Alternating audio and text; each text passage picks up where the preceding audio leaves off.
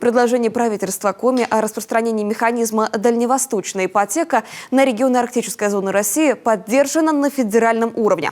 Об этом сообщила первый зампред правительства региона Эльмира Ахмеева на еженедельном оперативном совещании. Напомню, в ноябре по поручению главы Коми Владимира Уйба было направлено инициативное письмо в адрес Минвостокразвития России о распространении дальневосточной ипотеки на регионы Арктической зоны. Это позволит сохранить численность населения на севере и обеспечить арктическую часть республики молодыми профессиональными кадрами. Данное предложение было поддержано и уже находится на рассмотрении в правительстве Российской Федерации.